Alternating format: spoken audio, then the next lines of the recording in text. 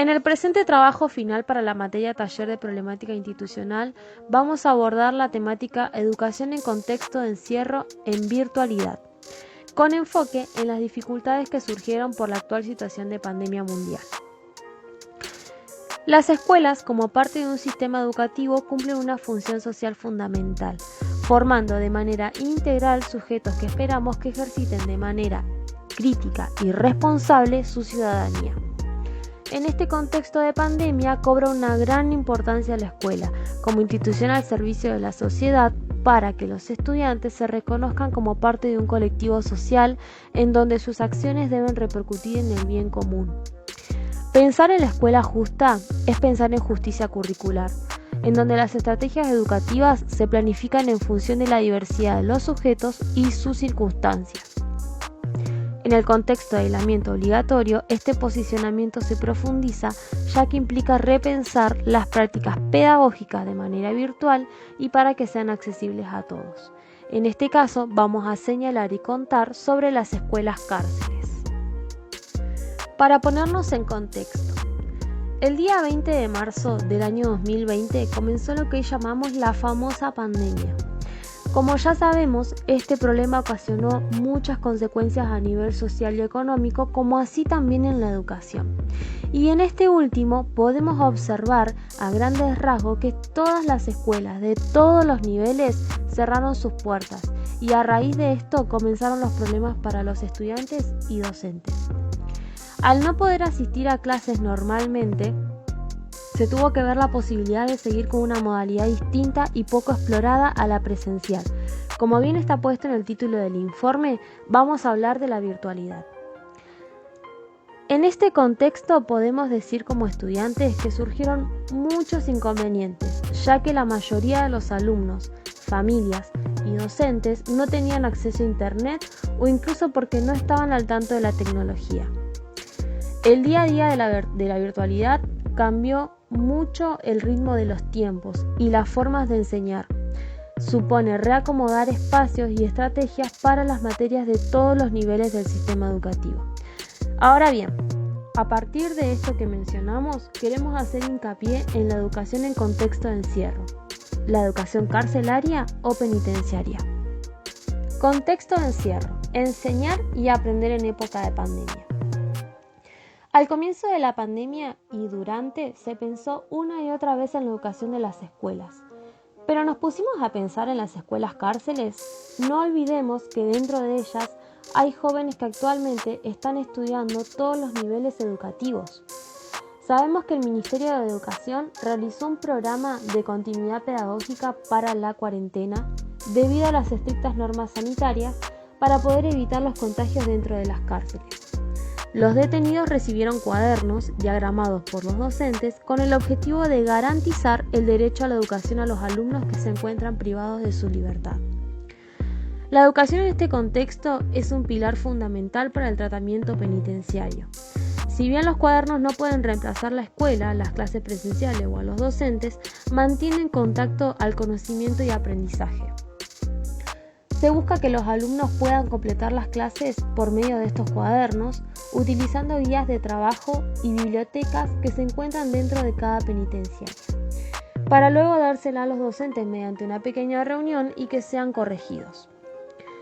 Desplegamos distintas estrategias y formas para llegar con la tarea de enseñar a los más de 1000 alumnos que transitan distintas instituciones y niveles educativos en las unidades penitenciarias, afirmaron los educadores.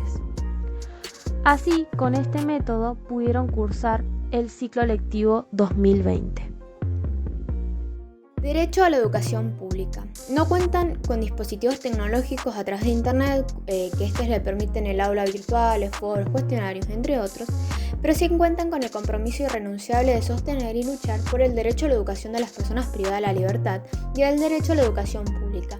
En este punto, algunos elementos ayudan a pensar la práctica de enseñanza en estos entornos: la flexibilidad, la organización de las tareas y del tiempo, adaptado a la realidad de los y las estudiantes a sus necesidades, teniendo en cuenta que el tiempo real dentro de una cárcel no es lo mismo. Sin perder la esencia vinculante que tiene la enseñanza, una enseñanza a la que no se está acostumbrado.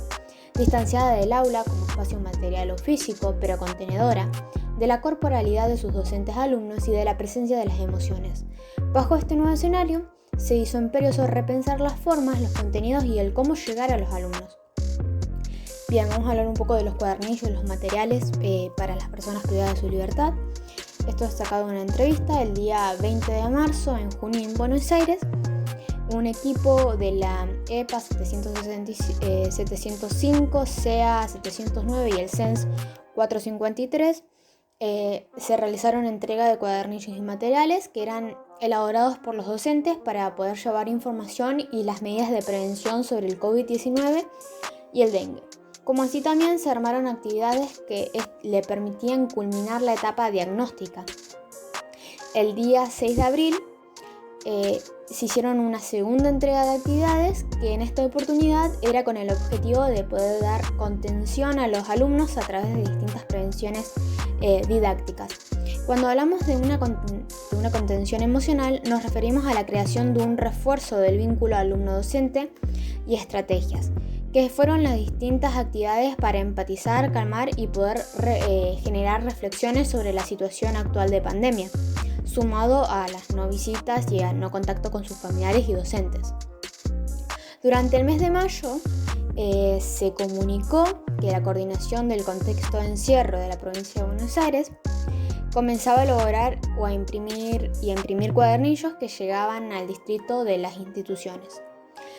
Seguidamente contaron que el 11 de junio se concretó la entrega de los cuadernillos provenientes de la coordinación, completando para los alumnos el ciclo terminal de la formación por proyecto de cuadernillos elaborados por los docentes a cargo, con una jerarquización de contenidos a fin de poder garantizar la terminalidad de los alumnos de este último ciclo de estudios. Además, en 2 oportunidades, por iniciativa de los docentes y educadores, pudieron entregar en la alcaldía 49 mercadería a los alumnos. Todas estas acciones pudieron llevarse a cabo garantizándolas desde sus respectivas funciones por la Inspección Jefe Distrital Karina Pesati, con el apoyo valiosísimo